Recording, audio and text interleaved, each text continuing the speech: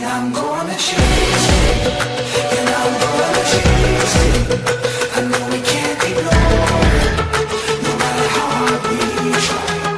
And I'm gonna chase it, and I'm gonna chase it. I know we can't ignore it, no matter how hard we try. Fire in the veins, I fight to gain, breaking all the rules to keep me sane.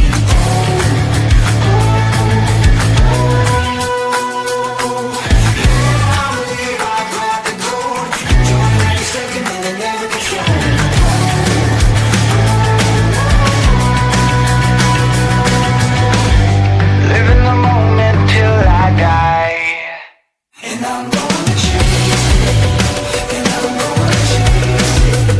I know we can't ignore it, no matter how hard we try. And I'm gonna chase it, and I'm gonna chase it. I know we can't ignore it, no matter how hard we try. No matter how hard we try.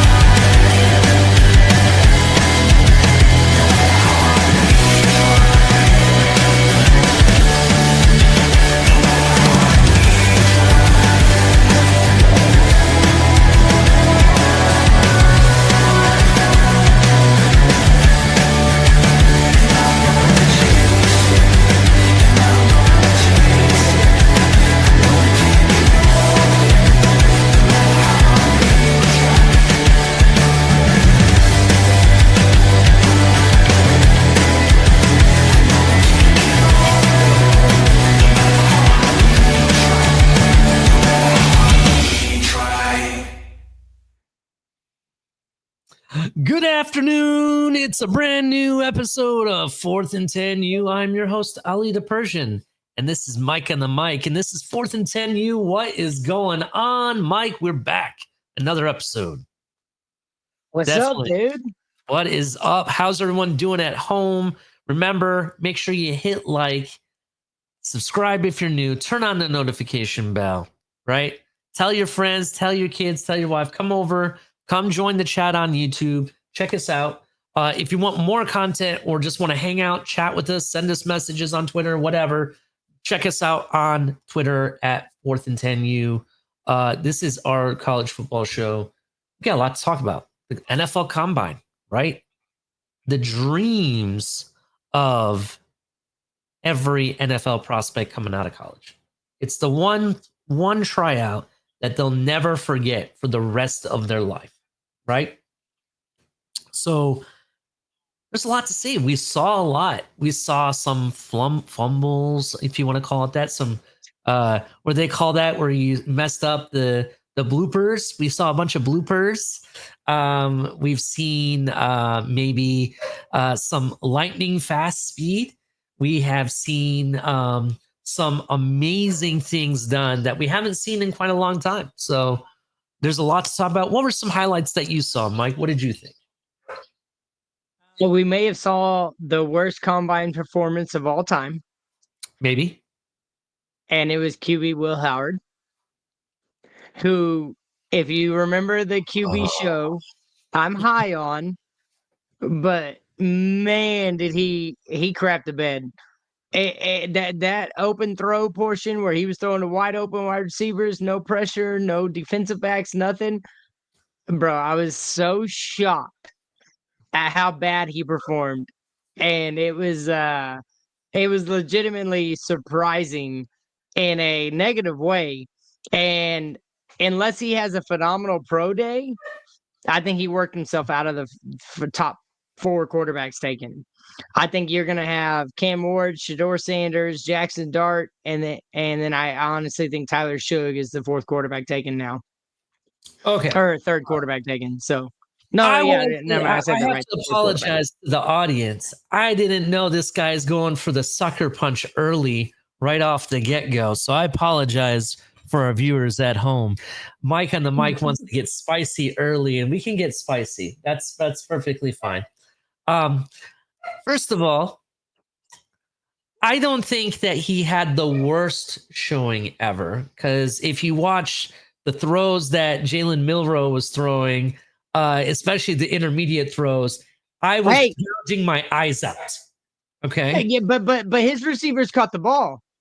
Not those intermediate throws. Not Yeah, his, but the sideline route, the out route, the deep ball, and the deep post. I beg you to please go back and watch the entire throwing that Will Howard did. He did complete a lot of passes, and he proved he can throw the deep ball. He proved that he can throw the intermediate throws. Was it perfect? No, it wasn't. Right? Jalen Milrow could not throw a 10-yard out pass if his life depended on it. Right? Let's also remember that nobody that this guy is familiar with, he's throwing to, right? That was really worth anything. Isaiah Bond, who was also in those drills, missed a really wide open deep throw. So let's not forget that. You want to throw people under the bus? Let's talk about some Texas receivers or running backs that claim that they were going to beat Xavier Worthy's record and only be slower than a snail. I've seen rabbits run faster than them. Holy crap. What else? Or actually not rabbits, turtles run faster than them. Anyway, that being said, I'll let it slide this time, Mike. I'll let it slide this time.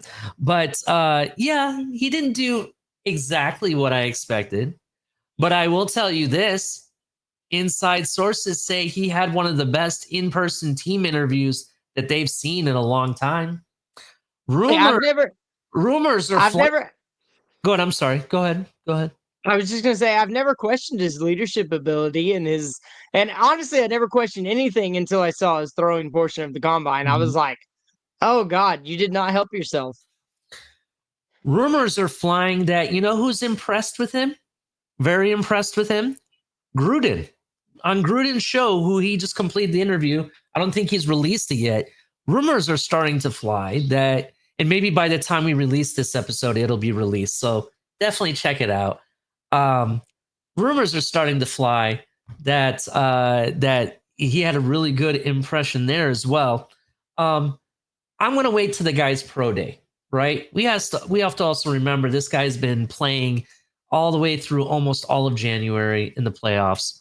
I'm gonna wait till his pro day and wait to see what he does, right? Then I'll really judge him by then. But I will tell you this, based on what I saw from the QBs, and we can start with them first. Let's start with that real quick. Based on what I saw, there's two things that I know, right? Cam Ward is probably definitely guaranteed as your QB1 in this draft, right? You know who's number 2? And it's not Jackson Shedeur Dart. Sanders. It's Jackson not Dart. Shedeur Sanders. It's Jackson Dart. Jackson Dart looked completely legit. I told people in my own pro team community, you know, the community that you and I are a part of, the Miami Dolphin community, that if Jackson Dart's at 13 and if we decide we want to go quarterback, Jackson Dart is the pick, right? I have already said that. I'll double down on it. Shedeur Sanders, let's talk about that. We didn't get to see him work out or throw, right? But we did get to hear his interview with the press. And he made some comments like, listen, if you're not here to change culture, then don't draft me, right? Impressions that are coming out of his in-team interviews, these 15-minute interviews that they have, it's come out that 2 top 10 teams that had interviews with him came out with not so great impression of him. Impressions that he's very arrogant and doesn't really care about what the team thinks of him or would want from him, basically. Hey, but hey, in our defense, neither of us are high on him. And I think, and I've said this all along, I think his daddy had a lot to do with his draft stock. But I think you're starting to see. I compared him to Vince Young, who thought he was a god in college, and he had a subpar throwing motion. Don't get me wrong, Shadeur's had some really great throws, but I think in the overall scheme of things, I don't know if he can lead a franchise. And if I'm drafting a quarterback in the first round, my hope is that eventually he leads the franchise. And I don't know. I mean, maybe I'm on an island here, but sure, Sanders isn't the dude. No, I don't think he's the dude. And let me be fair. Even though I don't think he's the dude, he does have certain talent, I would say, when it comes to some of his passes. Like I've seen him throw crisp, clean passes. They're just not consistent. He throws a better intermediate throw than Jalen Milroe, but even that sometimes is eye gouging. I think he creates too much tackles for loss or sacks because of the way of his what he tries to do to get out of pressure. Right, I think it causes more problems than actually fixes the matter. Right, so those are kind of the where I sit with him. What I'm kind of worried about though, the way he's treating the draft process Mm-hmm. and what he kind of has that attitude or like, and I, pardon my French, I really shouldn't say this on the show, but my shit don't stink type of attitude. You know what I'm Yep. saying? That being said, I think that is an issue for there's red flags there, right? The reason being is because this is supposed to be the biggest interview of your life, right? It's life changing. In his situation, he doesn't have the hunger for that life changing moment because, his dad being a Hall of Famer, he's always had his dad there, all the, money that, his dad and his family probably has. He probably doesn't have to worry about it. So it's not that big a deal for him. So for me, I kind of question because of this attitude that he's bringing, but as also I question his drive to become better and the drive to become that guy, right? I question that. I'm not gonna lie, the whole situation and him alone, and people are gonna hate me for this or tell me I don't know ball, but it's okay. I don't mind if you say those things. Like I said, I've said on the show many times, we're not experts. I'm just telling you what I think. He gives me Johnny Manziel vibes. Yeah, I get that. That's what he gives me. And that was a guy that everybody thought was him, and he definitely was not him. You know what I'm saying? So that being said, that's kind of where I'm at with him. What else can I tell you? Hey, can I brush my shoulder off for a second? Oh yeah, please. Tyler Shug. I learned how to pronounce his name. Um, there was a commenter on the last episode that we did, or the 2 episodes ago, that told us that we don't know what we're talking about. We don't know any of the quarterbacks, and that we need to stop while we're ahead. And all Tyler Shug did was move himself into the top 5 QB draft prospect.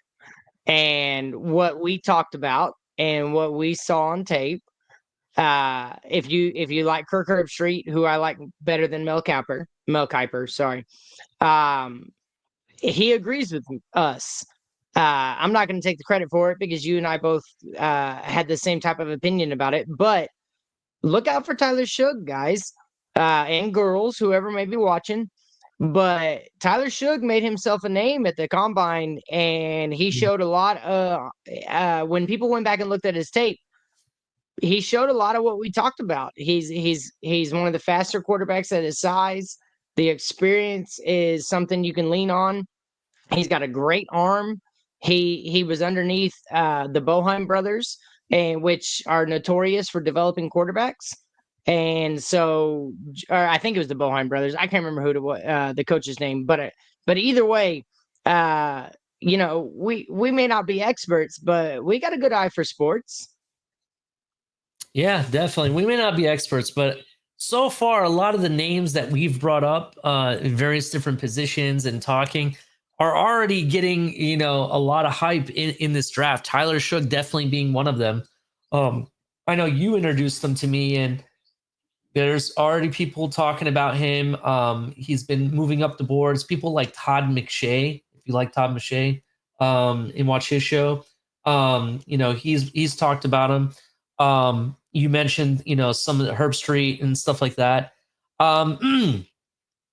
So I think he could be your bona fide number 3 or 4 guy.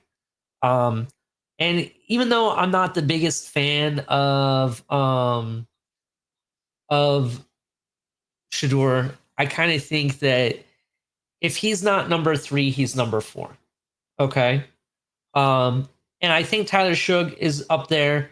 I also, even though you hated on him right off the get-go, I still think the next best quarterback from what I saw and what we saw in really, I don't know what much more the guy has to do. You could just go watch the January playoffs, right? And watch the national championship game and even the game against your team, Texas. Go watch that. That already should tell you where Will Howard stands. He does not really need to prove anything, right? In my defense, before the combine, I had him ranked number 3. Oh, that's true. You did have him up there. I didn't have him quite up there, but yeah, he definitely had him up there. I'll say this. I still think he's going to knock it out of the park at his pro day. He's probably going to do some private workouts, and I'm going to tell you straight up that I think he still ends up being, if not the 4th, maybe the 5th QB taken off the board. Right? That's where I'm at. I will tell you, he'll definitely be taken before Quinn Ewers, so you can quit bringing the Quinn Ewers talk. Hey, hang on. I've been on record that Quinn Ewers is the right-handed version of Tua. I have no faith in Quinn. Don't get me wrong; he made every throw in the combine, but I just think he's a statue. And in today's day and age, you got to have a little mobility. And I don't believe Quinn Ewers is the guy. I mean, let me get your perspective on his throws and stuff. What people are saying that they felt like his throws were fizzling towards the end of his workout. Like, do you think he has like a what do they call that? Not agility. Maybe that's not the word I'm looking for. What's the word? And I'm sorry if I'm having a little brain fart here. What's the word that basically represents how long you can endurance? Stamina is the word I'm looking for. Yeah. Do you think he has a stamina issue? Well, I don't know. Like, so by all accounts, he played the whole season hurt. He got hurt against Michigan, and the combine was the first time he's been healthy. I think the pro day will show a little bit more. But at the end of the day, I'm just not a fan. Yes, I believe he can make every throw, but so could Chase Daniel. So could Colt McCoy. There's numerous quarterbacks that can make every throw, and you want them as backups. Cooper Rush is another one. Yeah, he throws a lot of underneath and intermediate routes, but he can make every throw. I just don't think Quinn Ewers is a guy that can lead a team. I think he has the leadership ability, but I don't think he's the guy that you can count on. And so I personally think Quinn Ewers is a career backup who's going to make a lot of money in the NFL, but I just don't think he's ever going to be the guy to lead a team, whether into the playoffs or into the championship. Yeah, that's definitely true.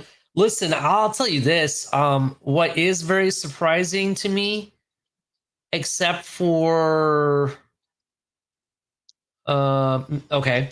I want to say maybe 2 or 3 of the events.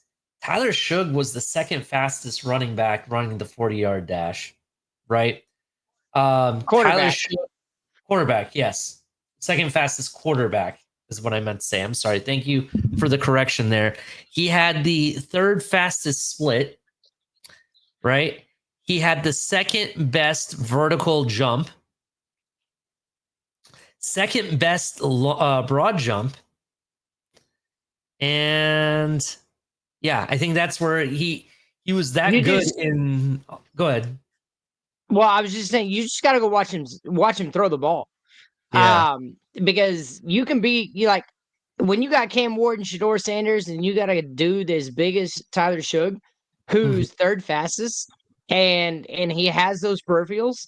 That's the sneaky ability I was talking about. His sneaky ability to scramble, his sneaky ability to extend the play. Mhm. But if you go watch his throws, dude, he was on the money with every single throw. He was right where you want it to be, so the defender can't get to it. And so, I said it on the QB show. I watched 100 plays of his, and I was highly impressed with his ball placement, the zip on his ball, the ability to make every throw from different arm angles. I still think he has. I guess I should say this against Cam Ward, he lacks the arm angles. I think he has better footwork in the pocket. I think he has better footwork on his drops. Mhm. I think Jackson Dart may have or maybe thought of as having a higher ceiling. But Tyler Shug to me is a guy that you can coach up and really if he gets a chance to learn the system, I think he can be a hell of a pro, man. And Mhm. I'm not trying to, yes, I said I was going to brush my shoulder off, but I just really was impressed with Tyler Shug, and after his combine performance, it just makes me even more impressed with the kid. Yeah, definitely. I completely understand that. I want to switch gears a little bit to Jackson Dart real quick. I've always been high on Jackson Dart. I definitely know that he is very good talent. His poise in the pocket's really good. He can make all the throws. And he can be dynamic when he needs to be, right? I've always thought of that, and I always thought of him as a competitor. But it wasn't until I saw him at the combine and he turns his hat backwards. He had this presence, like, yeah, I'm the It's guy, called and there's Moxie. nothing It's you can do about it, right? it's called it's called Moxie. He's got everything you need in an attitude of a starting NFL quarterback. Yeah, his attitude alone, I thought, brought so much. And I was very, very impressed with that. The way, the zip that he had on the balls, his ball placement, he did everything very, very good. And I was very impressed with that. Um, and I honestly think that he's definitely QB2 at this point for me. I think he's definitely QB2 in this draft. Um, I haven't we haven't got to see Cam Ward throw. I'm hoping to watch his pro day, right? And maybe he'll have his pro day by the time we air this episode. I don't know. I don't know when that's scheduled for, so I can't really speak to it. But as of this date, which this is March 5th, I'll go ahead and put that out there. Um, I think he could make a run at Cam Ward in regards to the type of quarterback that he is, like in what he can do. I'm willing to say that yeah, Cam Ward's the guy, but Jackson Dart is at his right there, maybe a foot away. You know what I mean? That's where I'm at with So both of them, right as of right now. Good. so I don't disagree, but I stick by my opinion that Cam Ward's number one draft pick overall. I Hmm. think Shadur Sanders, unless somebody uh I just think that Shadur Sanders is gonna go number two as far as QB because of his name. And I think I really just think it's his name and his dad. Hmm. I'm just not blown away by the guy. But I think I wouldn't be surprised if Jackson Dart's number two QB taken. Hmm. But I just think that Shadur Sanders has all the hype. He Hmm. has the confidence. He has but I do, and I've said this, I think he's gonna end up being a bust. I don't think he has the intangibles Hmm. as far as leadership, as far as a leader of men. I just think that Shadur Sanders lacks the ability to lead a franchise. A Hmm. guy like Jackson Dart, with all the skills that he has and the arm talent and the ability to play off script, I do think that he will probably be the better pro of the two. But I just got a feeling that people are going to draft Sanders because of his name. Yeah, I can definitely understand that. Hot take on Shador Sanders, real quick. There's been some people, and I can understand it, myself. Like I brought this question up because it's very easy to fall into that rabbit hole of things, right? Especially with Shador Sanders and what's going on in the draft process. Do you think that being the fact that you have a Hall of Fame pro father, right, who's a college head coach, very successful college head coach, and has been around the league even beyond his retirement, working for NFL Network, hosting NFL shows, doing interviews, being around agents, being around players and stuff, you would think that his father would get him in touch with the right people to train him and coach him on how to perform in these interviews and whatnot, let alone you got Tom Brady training you. Do you understand? This guy's been trained by Tom Brady. You would think that he would be smart enough to maybe swallow his pride a little bit, and act like he cares in the interview process. And the reason I'm bringing this up, you would think that, is it possible that he could maybe just doing this to move himself down the board to the team that he wants to go to rather than a team that just wants him? I mean, we've seen it before. I mean, Eli Manning, yeah. Philip Rivers. I think there's a chance, but at the end of the day, these kids nowadays are all about money. And the higher you get drafted, the higher the money you get. And so, but he's in a different situation. On Let's record, not forget that, though.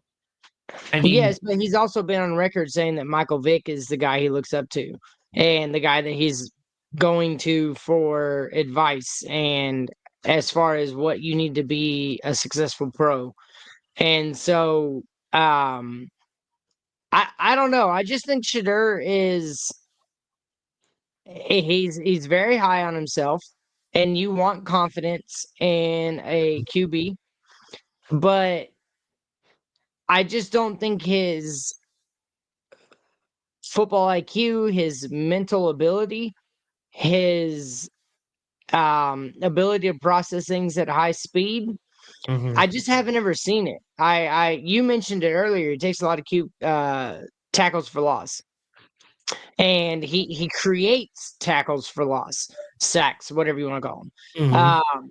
But I just think that he's lived under his daddy's shadow for so long that he just thinks he's the cream of the crop. I mean, you've heard him in the back and forth with Cam Ward in the training videos. He thinks he's better than Cam. And yes, you want confidence in a starting QB in the NFL, but your talent has to match up with it. And do I think he throws a good ball? Sure. Do I think he throws a great ball? No. I think half of his plays are off script and ad-libbing. But within the pocket, I don't know if I trust his footwork. I don't know if I trust his pocket presence. I'm just not sold on the guy. And dude, I'm the first one to tell you if I'm wrong. But when it comes to QBs, dude, I've got 25 years of watching football. And QBs to me, they stand out with consistency. And one thing I have not seen out of Shador is consistency. What I have seen consistently is the team get down and he lead them back and he makes the throws needed when the pressure's on. So maybe that's what you need, but I don't want a quarterback that's going to get me down and then have to come back. We saw that with Tony Romo, a guy that perennially would get behind in the game and then have to force his way back into the game. And then he ends up making the Brett Favre mistakes where he throws balls that he's trying to make a play and they end up in an interception. And so I don't know. Sugar may be a great pro. Do I think so? No. Do I think he's probably the fourth or fifth best quarterback in the draft? Sure. And do I think you could win with him? I don't know. I think he's a weak spot in the offense.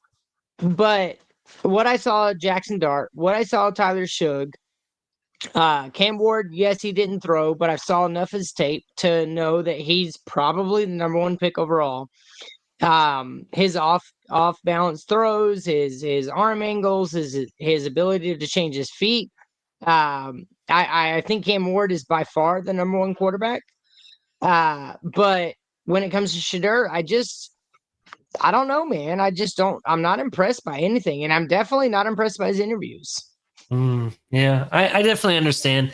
I guess, I mean, for me, it just, they have said multiple times, and even Dion has said this. I'm only going to let my son go to a team that I want him to go to, and and we're not going to just let anybody draft him. They've made comments like this, and when that tells me that he's going to do whatever he can take to get to the situation that he wants. You know what I So, what mean? team does he want to go to? That's the question. But there's a team that I kind of have on my list, and that's Dallas Cowboys. The Nah, Dallas he ain't making the Big Cowboys, 12. the Dallas Cowboys need a quarterback, in my opinion. They want to move off of their quarterback, right? And think about it this: what team had conversations with Dion trying to find a new head coach prior to the combine and everything else? It was Dion, right? We all thought Dion maybe be the guy to go to Dallas. That didn't happen. But you know what they could have talked about? They could have covered up their interview with Dion to discuss, hey, how's your son doing? And so on, right? So that being said, I know it's a rabbit hole idea and thought to go down and everything. I get that. But it just makes me wonder. I just never seen a player that has all this greatness around him. He has Dion, he has Tom Brady, the GOAT. He has people like Michael Vick that you mentioned, right? He has all these people. It's interesting what where they will end up and why he's being the way that he is. Let's keep it moving though. Any highlights from the running back group that you saw? Um, I guess the fact that Jaden Blue didn't break the record. I love RJ Harvey. Um, I love. Let's see, who else did I like? I love Travion Henderson, but I've been on record about that. I think he's probably one of the top three running backs taken. Um, Amari and Hampton out of North Carolina. I've seen him moved above the dude out of Boise State. What's his name? Um, dang it. Genty. Yeah, Jinsey. I've seen him moved above Jinsey in a couple mock drafts. But I really like RJ Harvey. They did a really neat edit on his 40, and he says, I have a nose for the end zone every time. All I'm trying to do is get to the end zone. And they showed his 40 and then him running down the sideline to score a touchdown. I was really impressed with him. But I just think by production based, I think Genty's going to be drafted probably number one running back, but I just don't think he deserves it. I've been on record saying that I think his level of competition had a lot to do with his numbers. Mm-hmm. But I do like Jaden Blue because today's day and age, you want guys that can catch the ball to the backfield and also be able to run through the tackles and run your offense, but more of a scat back. You have very few teams like Philly, like Baltimore, that are handing the ball and expecting you to run up the middle and break tackles and things like that. But as far as breakaway ability, I like Jaden Blue, but I think I was most impressed with RJ Harvey. But I still think Travion Henderson's a monster in this draft. And I think he's going to be a hell of a pro.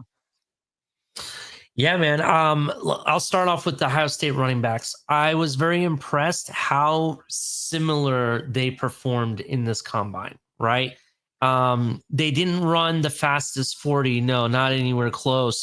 But both of them were very close to each other Trevion Henderson had a 4.43, while Keyshawn Junkins, I want to say was like a 4.48, right? So Yep. like 0.5 of a second or whatever. It was something ridiculous. Their split, Keyshawn Junkins and Trevion Henderson. Trevion Henderson had a 1.52 second split, while Keyshawn was trying to remember the number off the top of my head. I want to say it Trayvon was Henderson at 152 and Quinshon Junkins at a 151. 151. See, it was kind of weird with that. The split was a little bit faster for Keyshawn Junkins. Their vertical exactly the same. They both jumped 38.50 inches. So that was very interesting. Broad jump. Talk about showing your strength of your legs, right? And Keyshawn Junkins at 11 foot even, being, in my opinion, the strongest out of the running backs when it came to the broad jump. So that being said, both these running backs, though there's like, I want to say 10, 15 pound difference between both of them, they're very, very similar. And I think whatever team they go to, they're going to be able to perform even at a longer period. Because unlike Genty and running backs like that, both these guys decide to keep their senior year super fresh, right? They split carries, both averaged over 1,000 yards, multiple touchdowns and whatnot. A little bit two different style running backs. Trevion Henderson is your finesse type of running back. He catches the ball out of the backfield better than most running backs I've ever seen.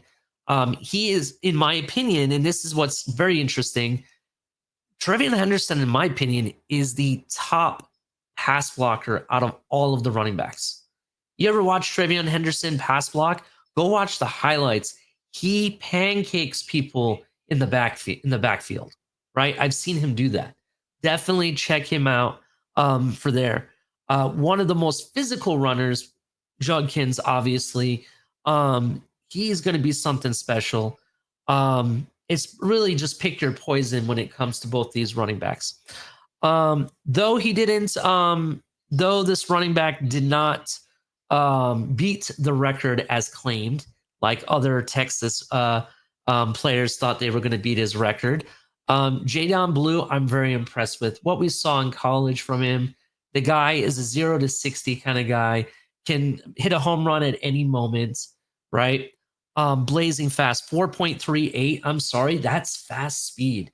No, it's not the record, but 4.38 is still very fast, right? So shout out to him. I think this running back is loaded rich. Not this running back, I'm sorry. This draft is loaded rich with running backs.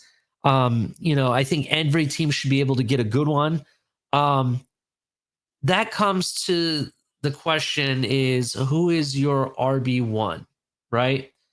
Genty, obviously, everybody thinks that he's something special. I hear he's generational. He's going to be able to win no matter what. He's going to be able to be the next Derrick Henry, I've heard, right?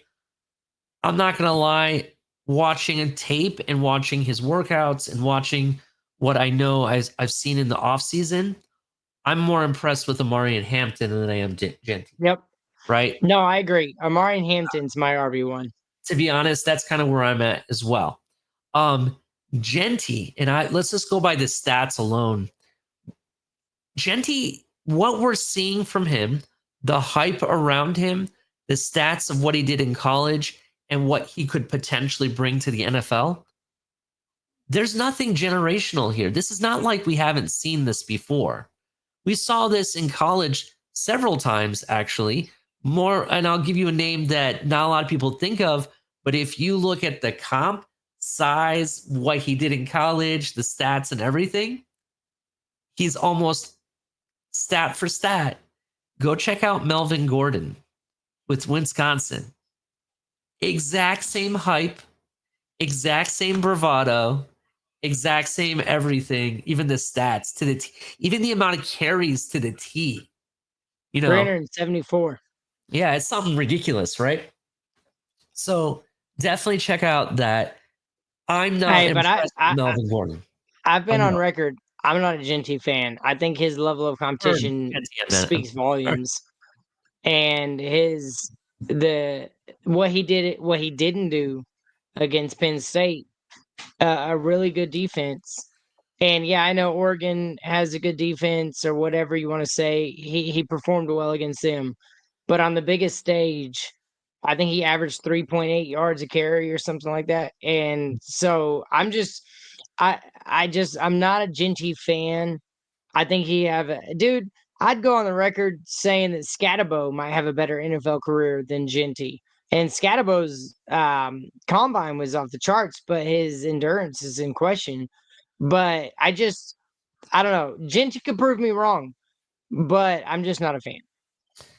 Yeah, I completely understand that. Genty could prove me wrong as well. But you're also taking a risk on a running back that has so many snaps like this and had so many carries throughout a season because you just like a tire, the wear and tread on him is going to be a lot less than maybe taking a guy like Henderson or Judkins or even Omari Hampton who haven't had that much of a workload. The other flip side of it too is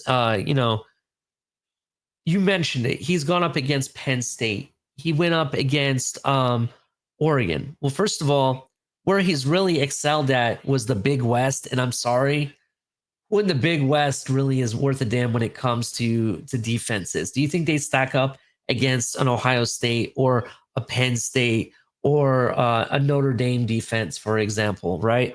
Let's use them as an example. Still, that's number one. Oregon's run defense, I'll tell you, in my opinion, Oregon's run defense was suspect. Ohio State in the second Ohio State game in the Rose Bowl, Ohio State pretty much did whatever they want in that game. Pretty much, right? Even ran the ball when they had to, right? So their defense, even that is really not bragging. You know what I mean? Penn State's defense and the traditional Big Ten teams that have these types of defense, that's something to talk about. In the pros, you're going to go up against defenses like the 49ers defense or even the Eagles defense who destroyed Kansas City in the Super Bowl, right? Those are the defenses you're going to be going up. It's faster, bigger, stronger, right? He just didn't do anything that wows me, that tells me he's RB1. That's where I'm at. So maybe he does Well, something for good. months, Good. for months he was projected at Cowboys at 12, and now they're by all accounts they're going to pass on him, and so he could slide and drop to the 20s, potentially second round. I worry about his workload his senior year, and also I don't know. It's the same. I feel like a broken record, but I feel like the level of competition is it's telling. And I just don't think when he played against a really good defense, he struggled. And maybe that's on the offensive line, maybe it's on the play scheme, whatever. But I don't know. I'm just not sold. I'm not sold on Genty. Yeah, I'm not sold on Genty either. And I hope he proves us wrong. I hope all these players prove us wrong, right? But we'll see. We'll definitely see. There was one other running back I wanted to mention.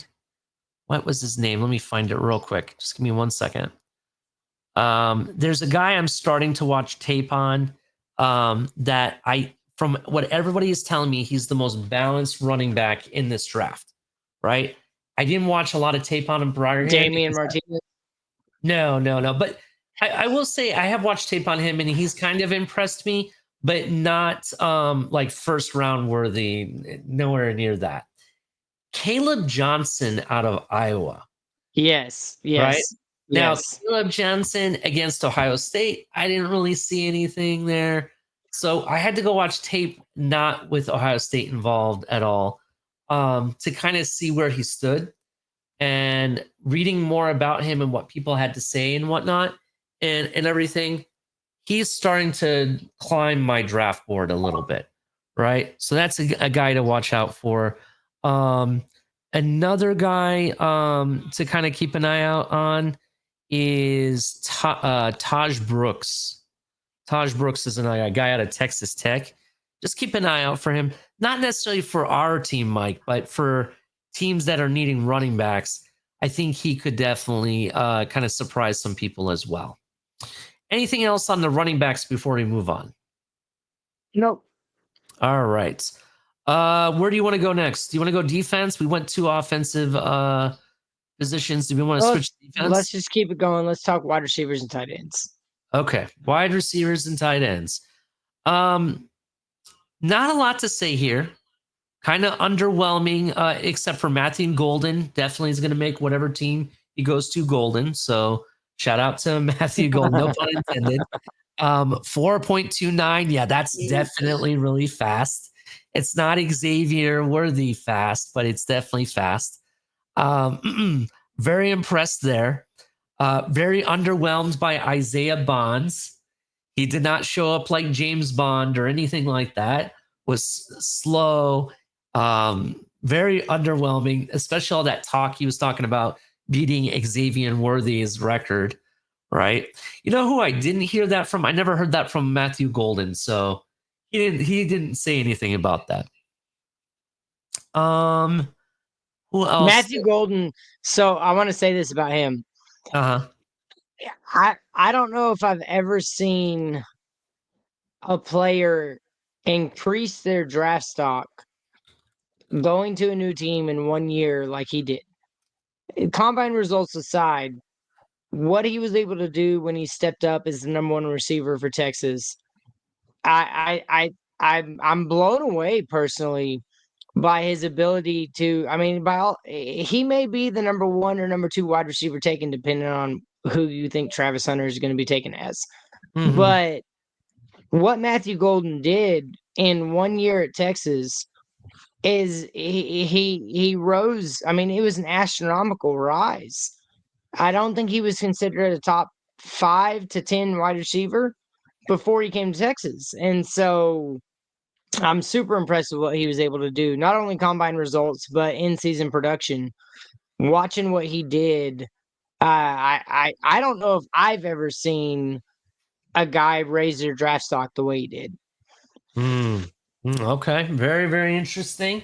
I know there's going to be some wide receiver needy teams. Watch out, Seattle. I know you're going to be needing some wide receivers. Matthew Golden might be headed your way, so definitely take a look at that. Go ahead. DK Metcalf asked for a trade. They released Tyler Lockett, so Yeah. I could see that. All they have is Njigba Smith over there. Yep. So And I saw a report recently by one of his teammates that all he does is cry every play that he doesn't get the ball. So DK Metcalf? no, Jackson Smith. I mean, if you're a top receiver there, obviously you want the ball. Yeah, I mean, yeah, I know he's an Ohio State alum, so you're going to stick up for him, but there's a level of diva that is expected, and then there's a level of diva that is too much. And supposedly, I mean, it was a defensive back that said it from Seattle. When DK requested a trade, he goes, what am I supposed to go out and play with? Like, all Jackson Smith does is cry. Damn, dude. Damn. That's a lot. I have to find out. I got to watch this video that you're talking about. It's all over Twitter. I'll find it while we're talking about wide receivers. To be honest, I'm starting to wonder about what they put in the water in the West Coast. Because look at the receivers from the 49ers. Both of their starting receivers were crybabies.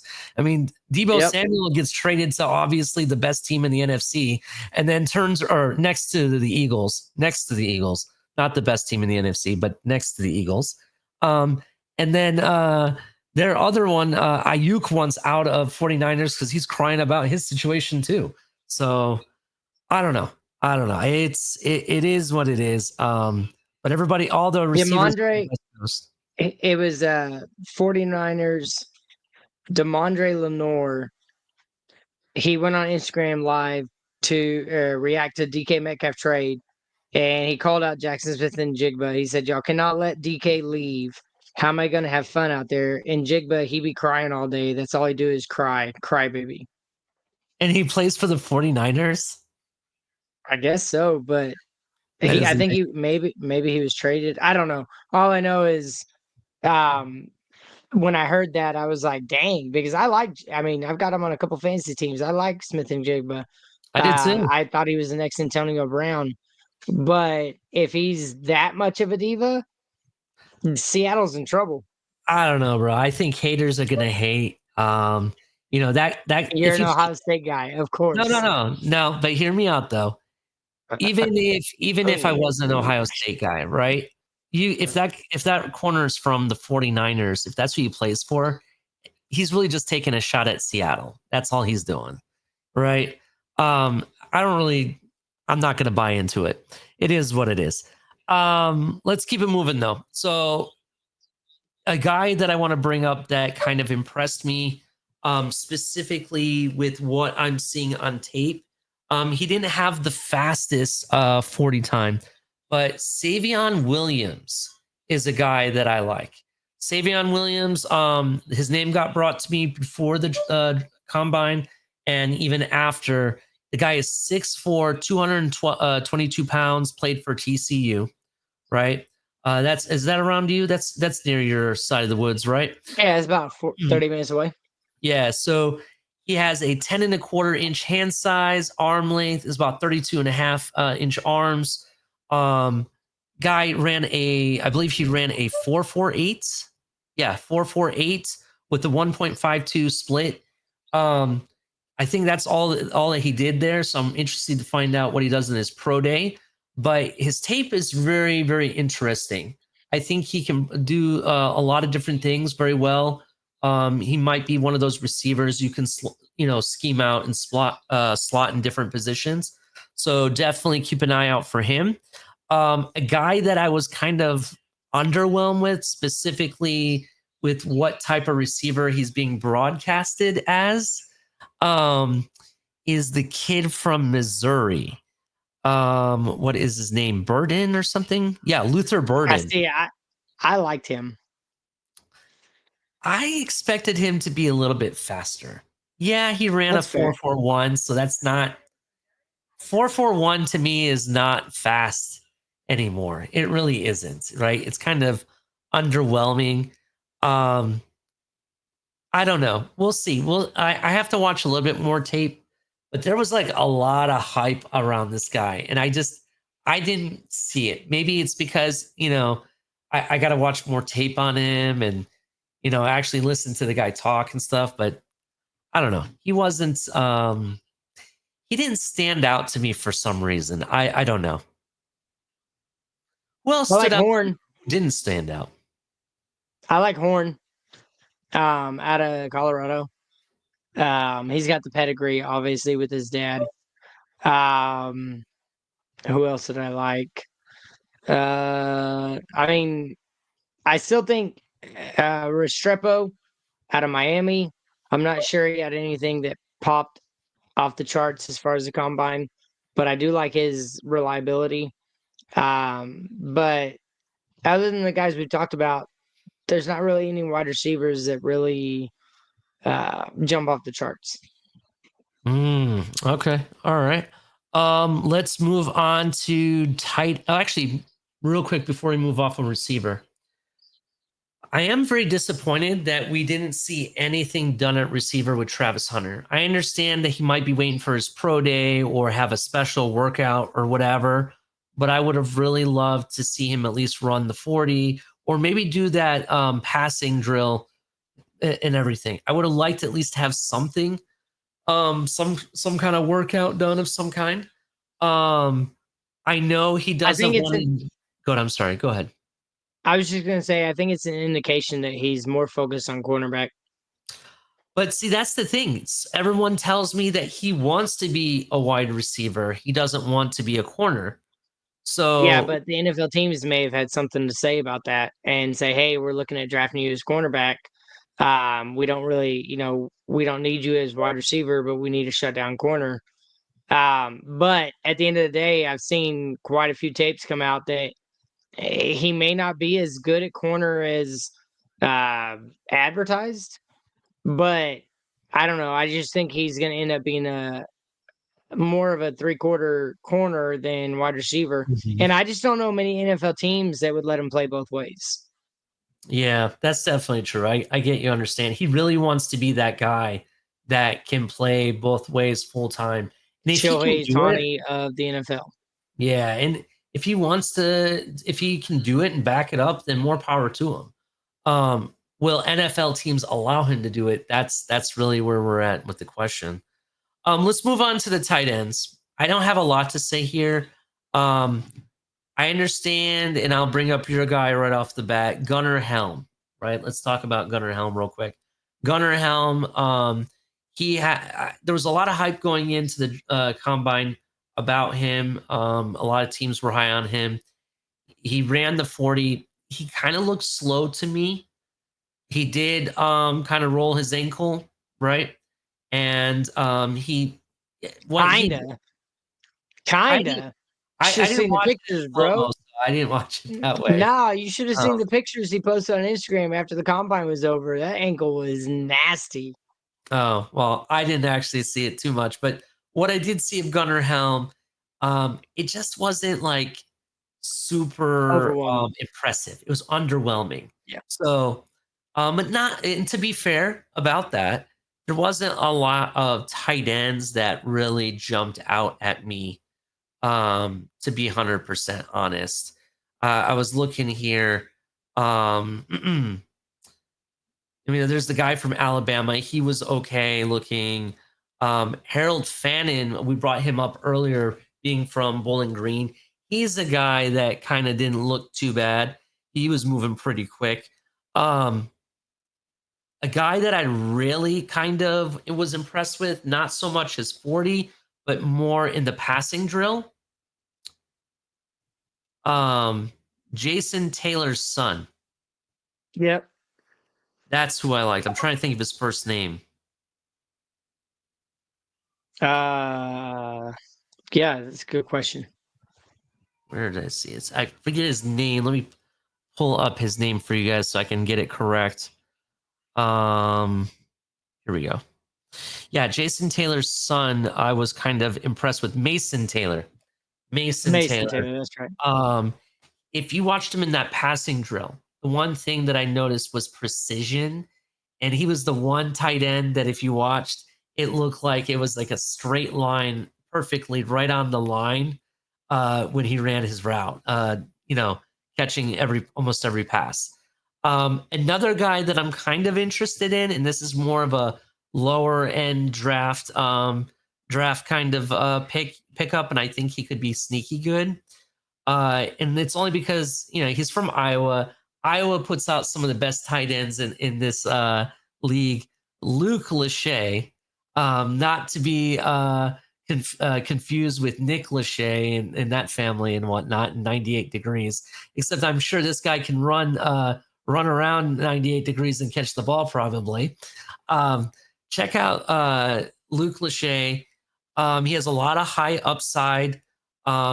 Prospect to be a day 2 kind of guy is what people are saying.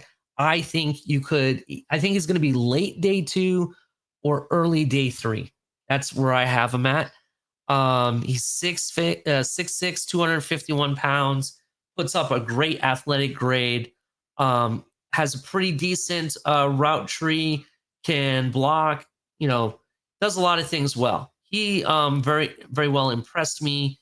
But my favorite, thus far, I want to say is Mason Taylor out of all of them, to be honest. He really impressed me, to be honest. Any other thoughts on that? I still think Arroyo is going to be probably the number 1 tight end taken. Well, no, I take that back. Tyler Warren. But Arroyo is a guy that I think he may have a little Jimmy Graham, Rob Gronkowski in him, big playability. Mm. The reason I like Gunnar Helm is his ability to block.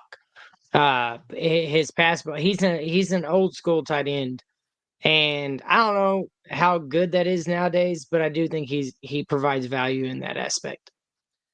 Yeah, I completely understand that. And it is a good question. Like, how valuable is an old school tight end, really, right?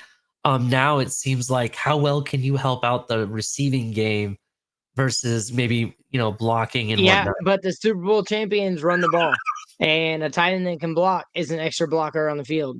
So I don't know. I think we saw um I think NFL is going to try and recreate what Philadelphia did, and the running backs are going to be, or the running game is going to be more important.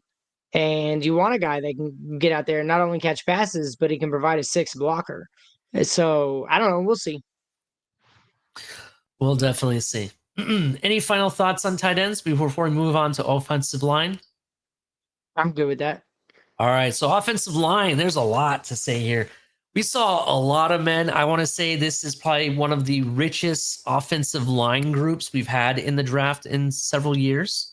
I honestly think that there are guys that we can take the first, second, or third day when it comes to our team specifically. But if you're a team looking for guards or tackles, there's a lot to choose from here. So it is very interesting. I want to say I was impressed by some people. There's what's his name? Kevin Banks looked good. The guy from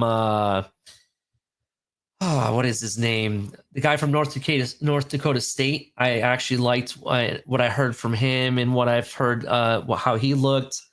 A lot of people are talking about Tyler Booker, guard out of Alabama. Who was the guy We that got to talk about Armand Mimbu. Yeah. 331 pounds and ran a 4.91 but it might have been the loudest 40 I've ever heard. That boy was grunting. But man, that's moving. And if you want a guard that can pull, that's the guy. Yeah, definitely.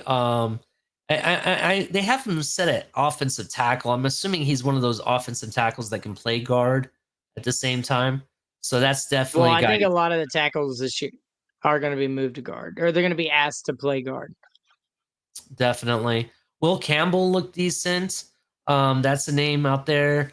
Who else? There's several names that a lot of centers that we saw in this draft. Who else? There was someone else I'm definitely biased, but I love the center out of Texas, Connor Majors. I think he showed in that drill where they're laying on the ground, they pop up and they do the shuttle and things like that. I was impressed with him. I was impressed with his footwork. I was impressed with his agility and his quickness. But again, I may be biased because I'm a Texas fan. I understand. I'll be biased with you, so you're not the only one being biased here. The best center who got the award for best center in the country, who did not get to work out due to an injury that he had this past season, Seth McLaughlin. Check out the tape on him. He used to play for Alabama, transferred to Ohio State, played at a very high level with both, had a draftable grade last year, decided to come back for one more year, right? He played 10 games with Ohio State, looked amazing throughout all of that. The guy's definitely draftable, and he's claiming that he can play guard for you as well. Check him out. And if you watch his interview at the media day, he was one of the most smartest offensive linemen listening to him. You can tell he's super smart. He even self-admitted it. You probably, your first impression of me is that I'm very smart. And he mentions that he has been able to execute very complex offenses, two different types of offense, coming from Alabama and then coming to a Chip Kelly offense. So definitely check him out if you're looking for a late pick, maybe in the fourth, maybe even fifth round. And you're probably wondering, is he that good if I'm getting him in the fourth and fifth round? Well, first of all, I'm going to say straight up, if he wasn't injured, he's probably going to be an early day two guy for sure, if not late first rounder. That's the reality of it for me. But I just wanted to point that out there since we're being biased. It's not a Texas and Ohio State show. We just love our teams. yeah, definitely. This is not an Ohio State or Texas shows. Yeah, I'm always gonna root for my Buckeyes, definitely. But Yeah, I mean, like I said, we talked about the North Dakota State guy, right? Zabel, I think his name is, right? Yeah, I think so. Yeah. So Zabel, I want to say North Dakota State itself, and teams like North Dakota and um, South Dakota, and these teams like this, right? They're starting to become like what I said about University of Toledo, putting out NFL talent. You look at Josh Allen, who played for a team like Wyoming, right? I want to say it was Wyoming he went to, right? Ends up being MVP this year at quarterback. We didn't even know who he was when he was getting drafted. And look at him now, one of the top premier quarterbacks in this league, right?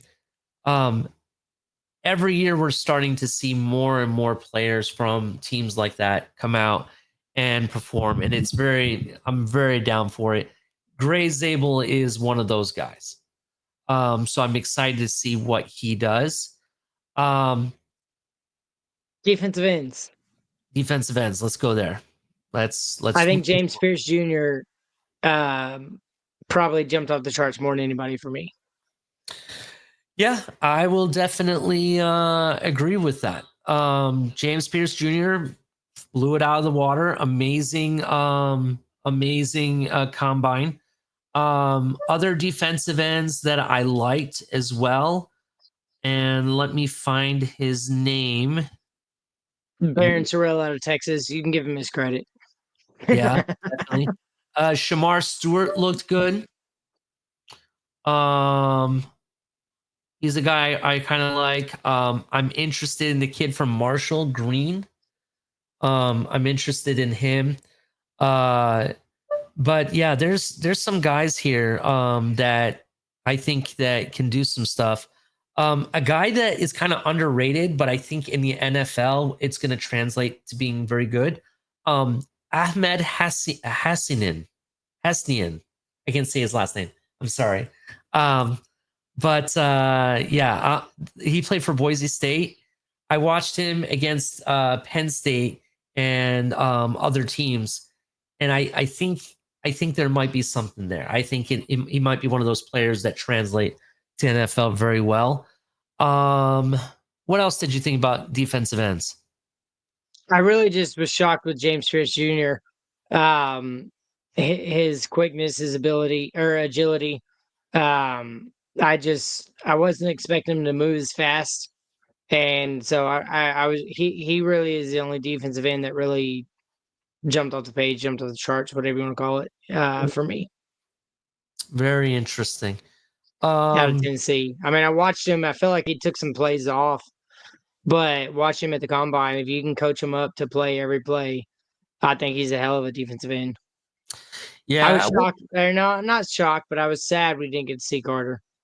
yeah. I mean, while there's not a lot of bona fide day one starters in this draft when it comes to defensive end, I think there's a lot of depth talent you could pick up and be very effective with in this draft. Guys like Tyler Barron, for example, he looks decent. The Hassian guy that I was talking about, he looks decent. I think he's one of those borderline could be a starter, has the right mentality, and he just needs to, be coached up a bit and put it all together. I think he could be do some good here in the league as well. Let me see here. Give me 1 second. I was trying to see if there was another name that I could throw out at you. Yeah, Tyler Barron is pretty much the one I was thinking of mostly. Yeah, that's what I got for defensive ends. Anything else on defensive ends? No, not really. We're about to go to defensive tackle, and I was really underwhelmed. Other than, I mean, really, none of them. I look for high reps on the bench press and things like that, and there wasn't really anybody this year that really jumped off the page for me. Well, we didn't get to see some people perform like Abdul Carter. I mean, Carter should Yeah, but be. he's an end. Yeah, he. Oh, that's true. He is an end, but they have him listed as part of the defensive line group on this list I'm looking at. So Yeah, that's fair. he's somebody we didn't really mention when it comes to the end, specifically because of the fact that he didn't work out because of his injury and stuff. I think he's a bona fide number one no matter what. I'm a big fan of not Mason Graham, but the other Michigan defensive tackle. Yeah, I'm an Ohio State fan, talking Michigan players. Kenneth Grant. I think he is definitely going to be something in this league. You also have guys like Walter Nolan that I like. Another guy that I like is the other Tennessee, not other Tennessee, but there's another Tennessee defensive tackle that I like, Omar Norman Lott. I like a lot. I think he brings a mix of different skills that I think can be very effective in this league. And here's a name that I didn't think I would be talking about, but I don't know what it is, but he is I'm going to give him my serial killer award of 4th and 10U. And this goes to a player that I kind of think that he gives me serial killer vibes or violent vibes on the field, right? And I didn't expect it to get it from this guy, but I don't know what it was. If you watched him at the combine, he was so focused that it looked like his eyes were soulless. Like there was no soul behind him at all. Ty Robinson, the guy out of Nebraska, right? He gave me serial killer vibes.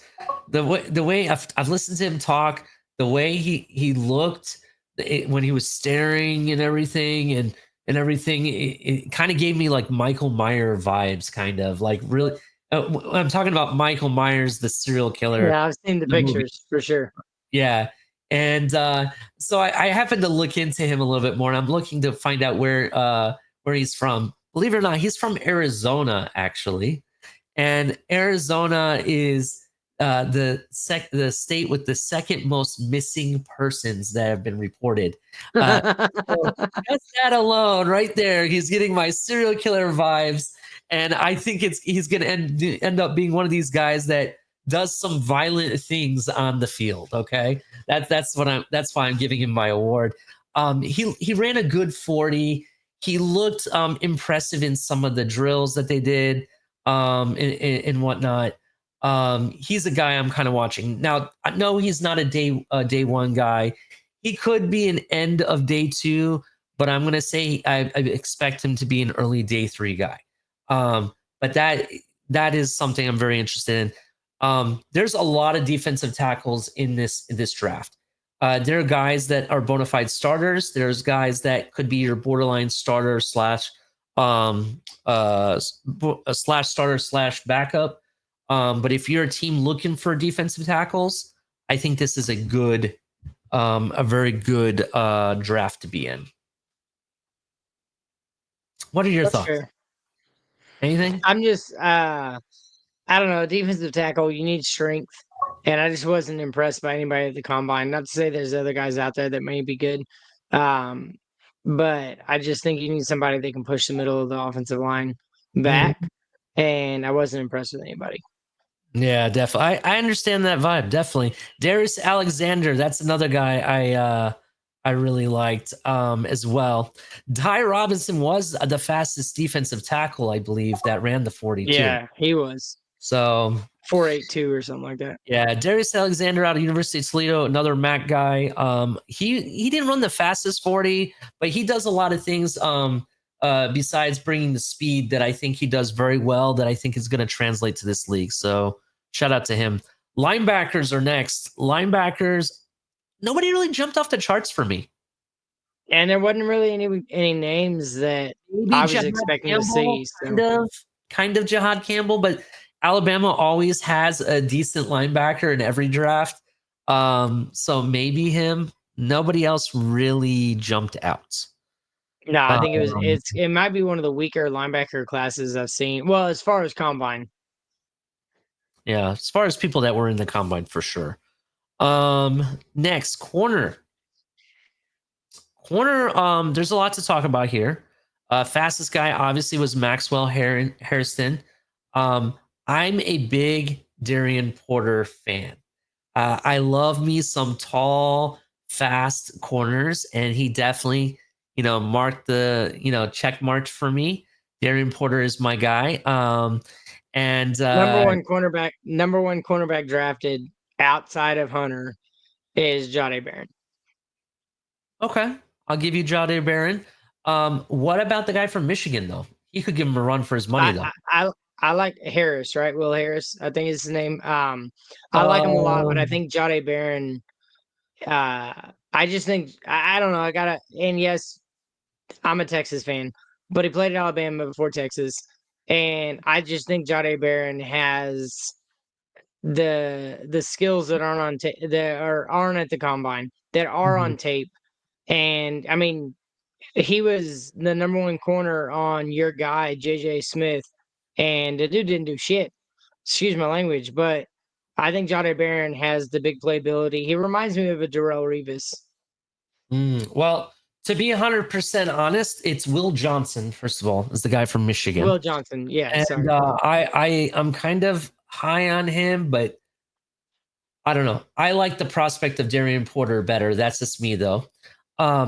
But I definitely understand what you're saying about Jahdae Barron. But it's easy to say that Jahdae Barron didn't allow JJ Smith do shit when they didn't throw to JJ Smith at all, right? Yeah, because he was covered. And just let's be fair. Let's take the biases out of it. Let's be fair. It's proven on videotape. You guys had him covered up like a blanket with 3 players. Okay. Fair. I can prove the tape to you to show that to you, but it's easy to say that. Now, Jahdae Barron also ran a 4.39 40. He did. Definitely. I agree with that. And I'm not going to take anything away from Jahdae Barron. I definitely think he's a very good corner. I think some parts of me tells me he's going to be better than Will Johnson, but I kind of have them almost like equal in a sense regarding what talent they're going to bring to their. I think Will Johnson may be a little more physical, but I think Jahdae Barron has the coverage ability that the ability to make up once he gets beat. In my opinion, better than Will Johnson. Yeah, definitely. I can understand that. Darian Porter, like I said to everybody, he's very tall. I believe let's see how tall he is. Let me pull that up real quick. He's 6'3", we'll call it 6'4", depending on who's measuring, which I have something to say about measurement here in a second. He weighs 195 pounds. The guy used to play receiver converted to corner, right? And I kind of like that because when you have an understanding of route trees, you have an understanding very easily of how to defend those route trees. You know where the receivers are going to be going in a sense, right? But ultimately, I think this kid is a ball hawk. He has the rare length and speed combo at 6'2". They say 6'2", but I want to say he's 6'3". He looks like he's 6'4". Maybe the hair, because if you looked at his combine, he had this fro thing going on, which I kind of liked, to be honest. He has natural ball tracking ability carried over from his wide receiver days. You know when the balls are in his hand, he's going to be able to catch the ball, right? So interception should be very good for you. He's an elite special teamer. He can process and understand process and understand solid route recognition, uses his frame, to his best abilities. I think overall there's a very, very high upside with him. That's why I'm impressed by him. And I think if you're a team looking for a corner early day 2, it's a no-brainer. You go Darian Porter. That's just me though. And he had one of the fastest 40s when it comes to this cornerback group as well. Let's go to safety. Safety is very interesting. I know we both have a lot to say about the man, the myth, the legend, Nick Imanwori. Sorry, I have to say his name correctly. This guy had pretty much the best, if not the best, overall workout in combine ever, right? He was number one or number 2 in almost every category, right? The guy ran a 4.38, knocked out of the park. Speed's not a problem for this guy, right? His split, number one, 1.49 seconds, right? Vertical, nobody jumped higher than him, 43 inches. So his broad jump, again, no one more than him, 11'6", almost a whole foot more than the second best guy, right? 3 cones. That one, yeah, that's one that he maybe didn't run, or he didn't really perform in, to be honest. And then overall, I thought he did very, very well, right? Even in the bench press, 20 reps by a safety, more than anybody else. So overall, I'm very impressed with this guy. I don't see how he gets past pick 13, to be honest. I think he's a top 13. I'll even say top 15 guy. That's where I think I have him. Safeties, it's very hard to find a bona fide starter at safety at times. Got one. Say what? I got one. I know you have one. Let me finish talking about Iman Mori, and then we'll get to your Texas guy.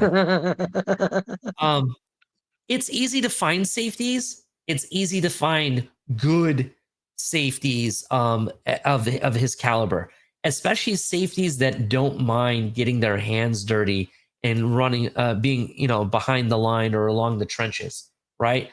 Which I think Nick Imanwari will do at a very elite performance there. Some people are kind of worried about him, in coverage, being as a free safety. I don't think you're going to be using him as a free safety. I think he's going to be your strong safety. Overall, I really impressed with this guy. I really cannot wait to see him in the NFL. Now, I already know who you're talking about, so I'll let you have the floor. Makuba. He's he had 5 interceptions at the safety position, and you can go back and watch the tape. He's I don't know who I compare him to, but when he hits you, you go backwards. And you either go backwards or you go sideways. You definitely don't gain a yard after he hits you. And so I don't know. I'm really, yes, I'm a Texas guy, but I'm really in love with Makuba. And I really like his ball hawking skills. I really like his ability to stuff the run. I really like his ability to stop progress of tight ends and wide receivers once they get the ball. He's one of the hardest hitting safeties I've seen in a while. Well, I can definitely understand that. Texas and their defense is one of the hardest hitting defenses in college football, next to Georgia and Ohio State, to be honest. It'll be very interesting. There are other safeties in this draft that I do like as well. Latham Ransom, not trying to be biased, but I think he runs around like his hair's on fire. He's one of those motivator safeties, the ones that you would have as a captain.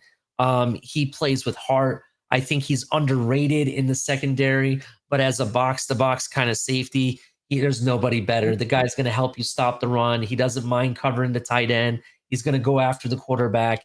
He's going to bring all of the pressure and the excitement behind it. Go ahead. Malachi Starks. I think he's going to be extremely high as far as safety's taken. Hot take. I think Starks is slightly overrated. I think Imanwari is better. That's where I'm at with him. I like Starks, to be honest. I really do. I just think he's slightly overrated. Another guy I like is the kid out of Penn State. Let me find his name real quick. I had it here. Jalen Reed.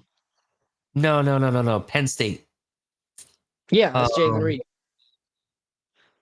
That's not the safety I'm thinking of, though. Kevin Winston Jr. Oh, okay. He had an injury, right? But watching him on tape, I think he's going to be a guy to watch out for. You can also look at guys like Sebastian Castro. He had a pretty strong performance as well. Malachi Moore was okay. I don't really see too much out of him. I think first round, you're going to see Nick Imanwari and Malachi Starks. I think those are the first two safeties. off the board. I'll argue. I'll argue the Makuba goes in the first round, and I think he might go over Starks. It is very possible. To be 100% honest, those three names, we'll just say Iman Wari, Starks, and Yeah, those are Makuba. top 3 by a mile. Any order, those three are going. That's where I'm Yep. at. I think if you're an Xavier Watts fan from Notre Dame, I think he's overrated. Notre Dame's defense was very underwhelming in the national championship game, to be honest. I was not that impressed, to be honest. But Andrew Makumba, you told me about him during the Ohio State-Texas game. I've watched tape on him. He definitely looks good. I think he's definitely going to be a performer in this league. Anything else on Yeah, safety? man. No, I mean that's pretty much it as far as our position groups. I think that kind of covers it all. I think it's going to be interesting to see the pro days and the guys that didn't perform at the combine. Overall, not just safety, but I'm really eager to see if Abdul Carter performs at the pro day, because if he does, I think he works his way into a controversial #1 pick overall. It just depends on if anybody trades up or if they stay the same. So yeah, it'll be very, very interesting. I cannot wait to see the pro days to see where, if some players improve their stock or not. I know you're telling me, well, Howard needs a prayer or something. I don't know. I don't see it. I mean, you have to understand, I didn't even expect him to throw at the combine because this guy played into January. He didn't need to, right? He didn't run the 40. He didn't do anything else. I honestly think that if I'm him, yeah, he threw the ball. It was, it really wasn't scripted. Go ahead. in his defense, JJ McCarthy had a terrible combine as well. So, it could be nothing. I was and I how I feel about Will, but I was shocked at his combine performance. I'm not, because a lot of times these big time QBs that that are going to be drafted, they generally don't throw at the combine. They wait till their pro day, and it's all scripted there. You understand what I'm saying? Whereas here, it really is not scripted in a sense. You're not necessarily been working with whatever receiver that's going to be catching balls for you and everything. I'm going to wait till his pro day, watch him knock it out of the park, and then we can come back and discuss this a little bit further. I'm not saying he's my QB3, but I did think that he had a chance could be that QB4. Hey, I was on record saying he's QB3, so I hope he has a great pro day. Yeah, I definitely understand. I hope so too. But make sure you guys hit the like button, turn on the notification bell if you haven't. Join our Twitter. We have a lot of stuff coming. Me and Mike are working in the back. We got a lot of stuff planned. But I can't wait to see you guys next time for the next episode.